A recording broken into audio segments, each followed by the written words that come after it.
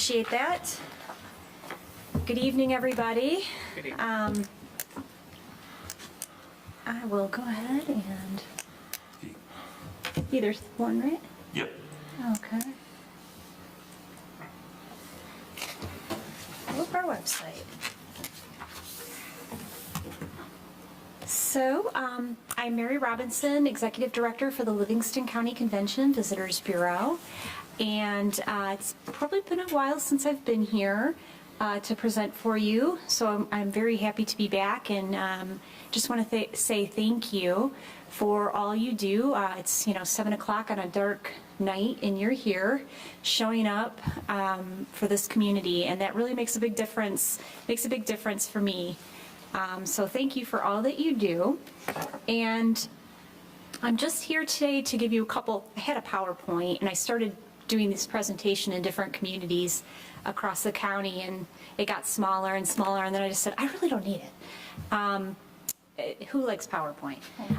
So I just wanted to show you some of the new things that we've been doing.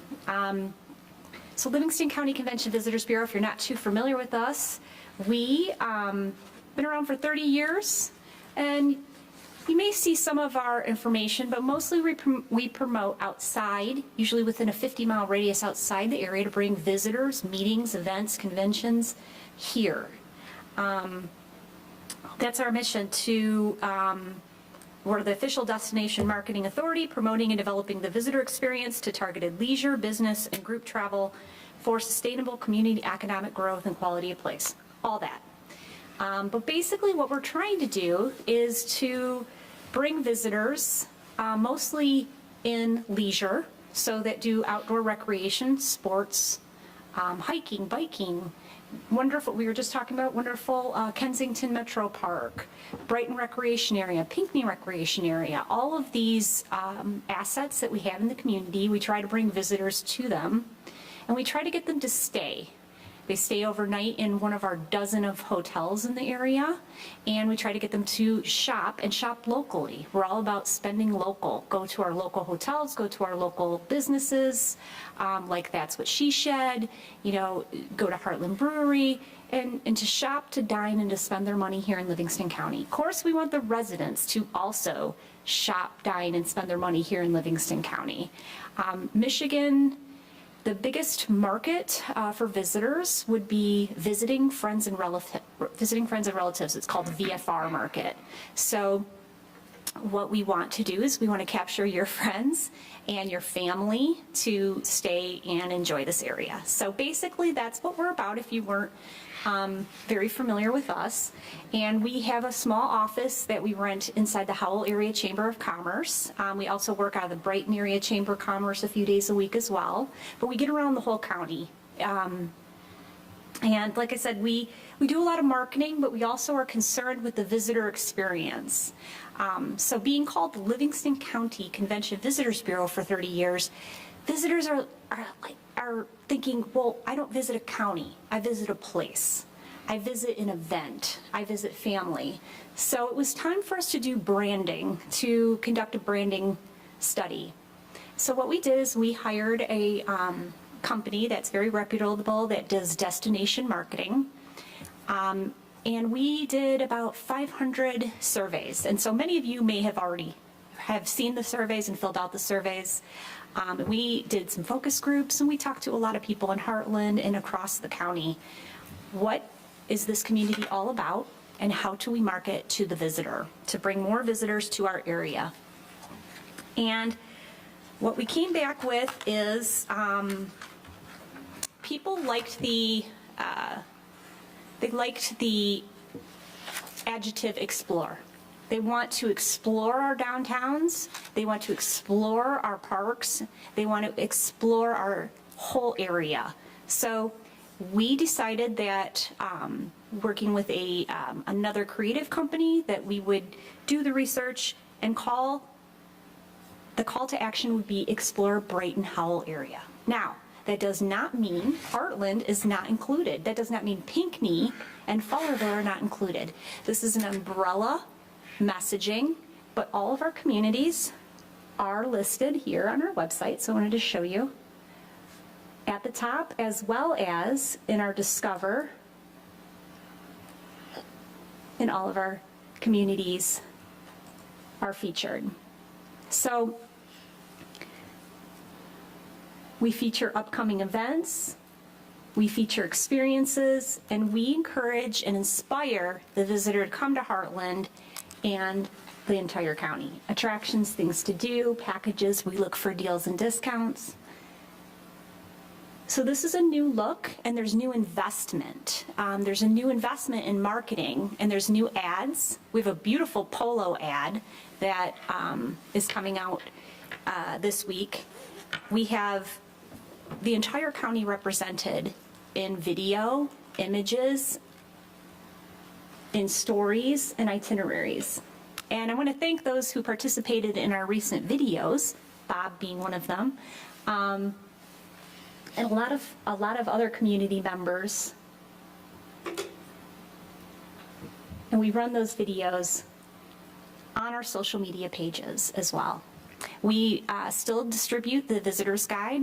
We print 15,000 visitors guides that go to 13 MDOT welcome centers across the state, as well as chambers, businesses. They go to meeting planners, event planners. But by far, digital marketing is where it's at right now. We still do our ads in AAA magazine and a lot of other magazine publications, but our social presence is really popular. You can visit us on Instagram, Twitter, Facebook, Pinterest. And that's just a little bit of an update on our new brand. It's really about communicating what the visitors told us. This area is up north without the drive. It's family friendly. It's fun. It's non-pretentious. It's playful, and it's exciting. So that's what we're trying to communicate in a lot of the videos and the images and the things that there's Katie from the chamber, that we put out.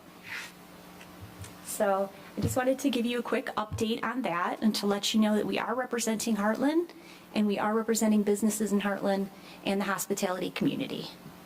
If you have any questions? No? Well, if you do think of any. Where do you get your information from? I mean, like, how do you develop something for Heartland? It's a good question. We ask a lot of our community partners in Heartland, like the businesses and hospitality community, like Heartland Brewing and the different businesses. We work with our golf courses, like Bill's course. We reach out and we ask, what is it that you want us to promote? What are the unique features of Heartland, and what can we promote to entice a visitor to bring someone to the area or to come to the area? We do a lot of searching on the web ourselves as well. We reach out to Katie at the chamber. We're very connected with all the chambers. So we take in any events, any and all, that are visitor friendly. We ask for photos and videos, so if you actually have any photos or videos you'd like shared on our website or social media, we would love them. We purchase video. We send film crews out to do video that we can't get organically. We ask people on social media who hashtag Heartland if we can use their photos and video. We purchase photography. We ask for photography. So it's a variety of sources, but we are always looking for new and great stuff. If you want to share any of it, I will take it. Absolutely. They're more authentic too when we have locals in the photos. It just, it shows that, we have pride in our community, and that we don't mind, being in a video or being in a photo. So send them my way if you want me to post anything. If you have any photographers, local photographers or videographers too, that you would like to refer to us, please do. We're always looking for great shots. Okay. Very good. Thank you. And, Thank you, Mary. Thank you so much, and I will be back. You're not getting rid of me. I will be back in 2022 because we are launching a certified tourism ambassador program where we're going to train people to become ambassadors of our community, and it's very exciting. But I can't tell you everything at once. You have other things to talk about, so I'll be back in 2022.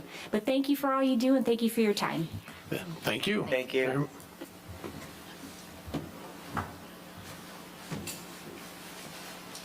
Appreciate it.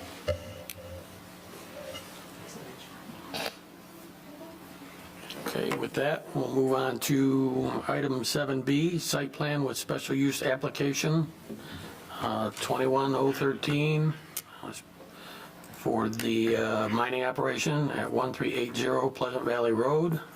I will turn that over to Manager West to start with. Thank you, Clerk Jofu. This is a reissuance or a renewal, if you will, of a permit for a local gravel pit.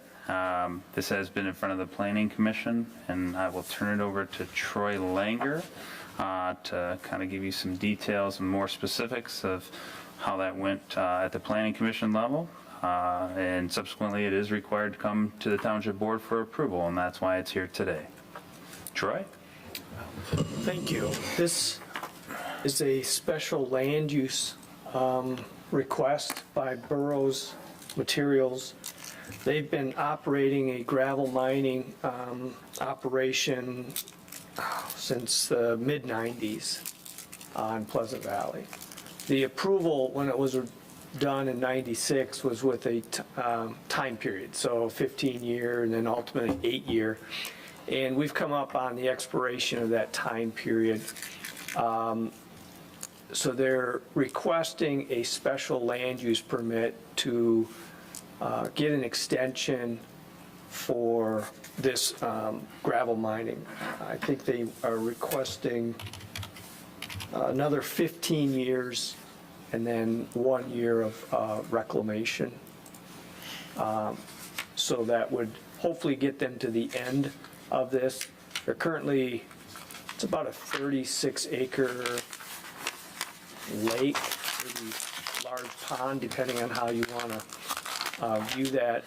They're about 50% done. So as part of the special land use permit, we send notice out to all property owners within 300 feet of this property. Planning Commission held a public hearing. At that public hearing, we had no residents attend the public hearing. We discussed the case. We discussed a little bit of the history on it. Ultimately, the Planning Commission approved the request. One focal point of discussion was the transportation plan, and they specifically made a part of their approval that the transportation plan shall include that the gravel mining operation shall proceed out Pleasant Valley Road immediately to the north to M59. So that all trucks that would be exiting out of the site would only traverse north on M59 to, on Pleasant Valley Road to M59. And other than that, the Planning Commission has recommended approval. I have a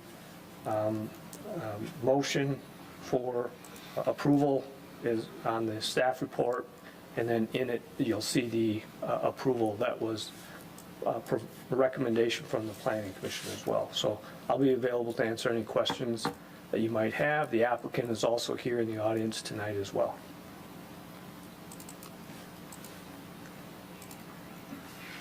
Have any questions from the board?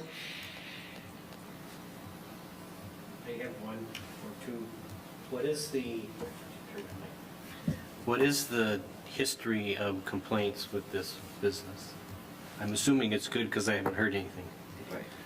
So I can only go back to when I started in 2016, and I have no complaints that I've dealt with.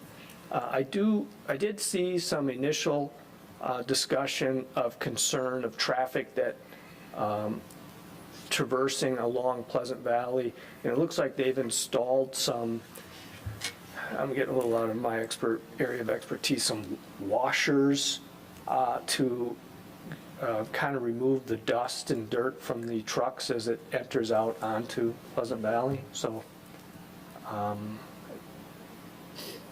presuming that took care of the complaints. I haven't heard of any complaints, and there was nobody that attended the meeting. Nobody emailed me or called me even prior to the meeting.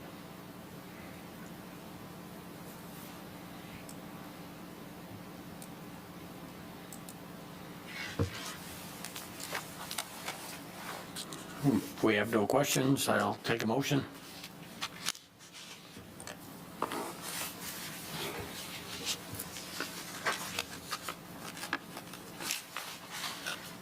Anyone?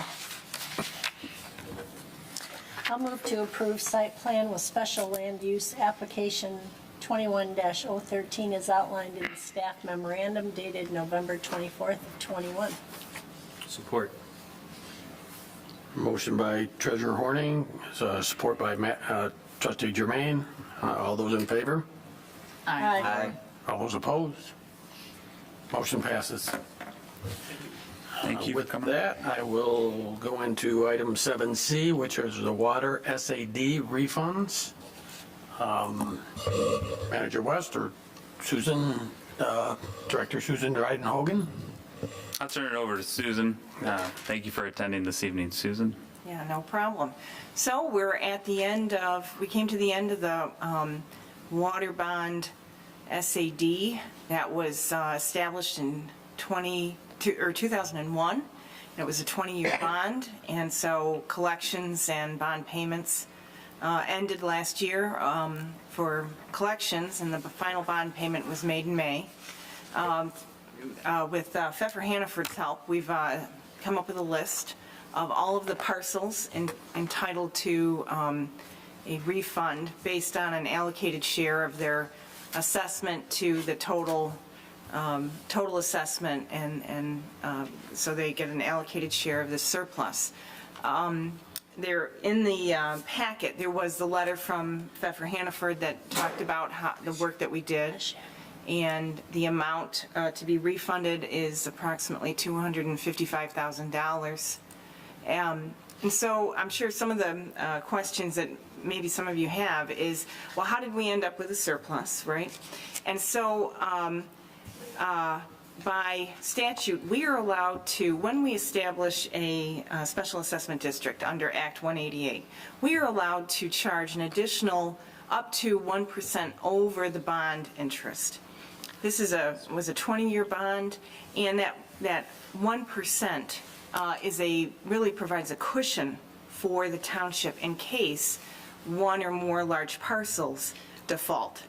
And we end up having to write off special assessments and then need to come up with that money to make sure that we pay the bonds over this period of time.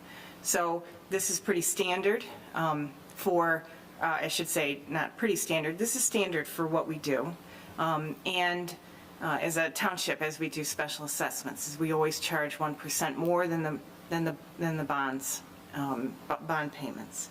So that's how we ended up with the surplus after 20 years. Now, most like road special assessments, we never end up with this much money because it's over a much shorter period of time, and we're not really necessarily as much at risk for homeowners who participate in road SADs to default. And if they do, then, usually then they're purchased at tax foreclosure. So that risk is not there as high of a risk. So anyhow. Plus, 20 years ago, we were making a lot more interest on our money in the bank. We were. This is true. That's also true, is that, the money that we were setting aside to make bond payments, we put in, interest-bearing accounts, and certainly we made more money at that point in time. So anyhow, here we are at the end, and we've done our due diligence and have come up with this list of parcels that have a allocated share of this surplus. And so in front of you is a resolution to authorize us to make these refunds. Can you scroll down, tell them to scroll down to the list of parcels? Sure, there's the list of parcels. And as Going too of, fast. Oh, do you want to read them all? There's 800. Yeah, there's 800. How many do you want to go? No, you're just going too fast. Oh, Can I have a question with regards Sure. to that? Yep. I don't have it yet, but Okay, all right. So, so based on when the resolution is approved, that is the date that, these refunds can be then issued. Right. To the property. And so the statute, under Act 188, Section 12, talks about the refunding process, and it is the owners of record as of the date of, basically, the decision by the board to make the refunds.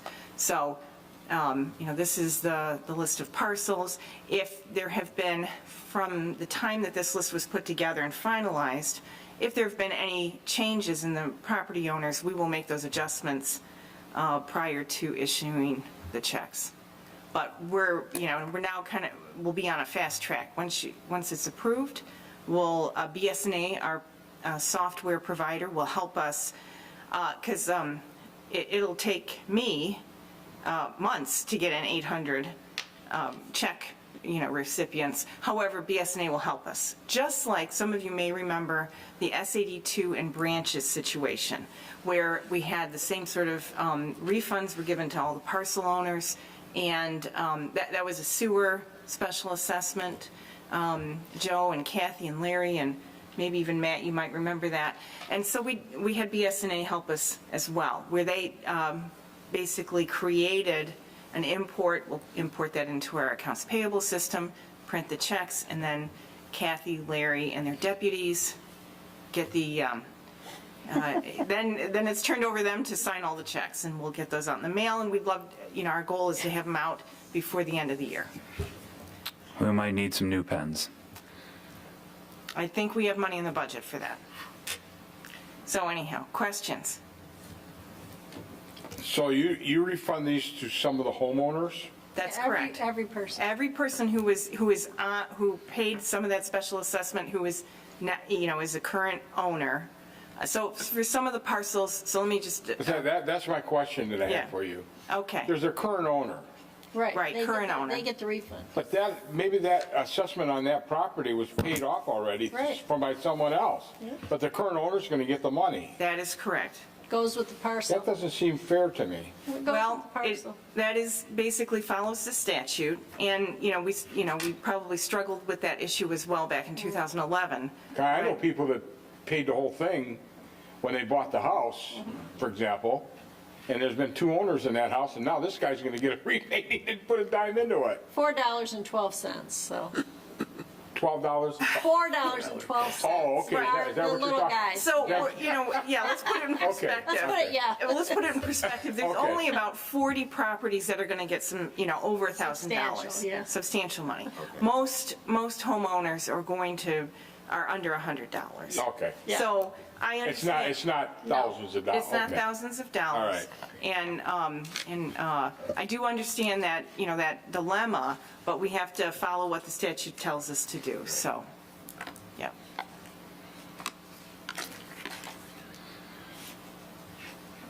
My question is very simple and practical. If we make the decision tonight, when do you estimate, even with the assistance of others, that the refunds will be completed? You said earlier you think by the end of the year? By the end of the year, and obviously we've got Christmas break, so right at the moment, we're slated to hopefully be able to print the checks somewhere by the end of next week, and then give Kathy and Larry's folks a chance to get them all signed and out the door.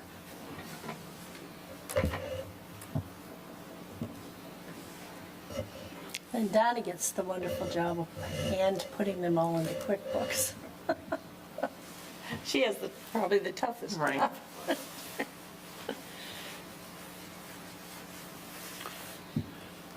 Any further questions? If not, I will take a motion. I move that we approve the resolution to refund the amounts from the water system special assessment bonds, series 2001. Motion by trustee Jermaine, support by trustee O'Connell. All those, roll call vote. It will be trustee Jermaine, Yes. Trustee Petrucci? Yes. Clerk Chopu, yes. Treasurer Horning? Yes. Trustee McMullen? Yes. Trustee O'Connell? Yes. Supervisor Fountain, absent. Motion passes. With that, we'll go into board reports. I can read Bill's schedule here. We'll start with Trustee McMullen. No report. Trustee Petrucci. The only report I have is that I think the manager sent out notice that if you want to review the fire budget for next year, that he has it available for review. We looked at that fire budget very thorough at the last meeting, and it's going up about 5%. There's just nothing we can't cut anywhere. I mean, things have gone up in price, and it's just the way it's going to be. So I want you to look at it. If you have any questions, we'll talk about it at a future meeting, I suspect, right? Yeah, at this time I spoke with Chief Carroll. We are planning a township board work session either at the first meeting in January or the second. So stay tuned for that. I believe it has to actually be officially delivered to the township after the fire authority approves it. We were given the blessing of seeing it a little bit prematurely, just as kind of a cursory review. So I thank Chief Carroll for that. So I just wanted to bring that to your attention, that when you look at it, the costs have gone up, and I think you'll probably see that with the township as well, but we'll find out soon. Okay. I have no report tonight. Treasurer Horning. I have nothing this evening. Trustee Germain. I would like, as many of you know, the township allows the nonprofit organization Hero to use the old township hall for after-school activities for many students. And this year we're seeing a much higher average daily count than in the past. And the township has, the township manager has mentioned that as part of the capital improvement funds, we intend to be making some improvements to that building if the board agrees. What I wanted to specifically state tonight, though, is that we did receive a notice from All Star Alarm, the company that the township uses for that building and for this building, and they are wanting to do some improvements because of the landline and some other things that Manager West knows a lot more than I know about. But I just wanted the rest of the board to know that that's part of the things that are likely going to be happening at the old Township Hall, now known as the Hero Teen Center. Thank you. Trustee O'Connell? No report. Okay, with that, we'll take a brief recess. You got anything to put up on the board for? You know what? We can use it on the screens. We can do it. Okay, I we'll won't just make stay everybody right move. here. And if anybody doesn't want to take a recess, we can go right into it. Give me 2 minutes. I gotta grab my charts. All right. You're gonna start a I half haven't hour. set up this morning. So every year, it was some major project.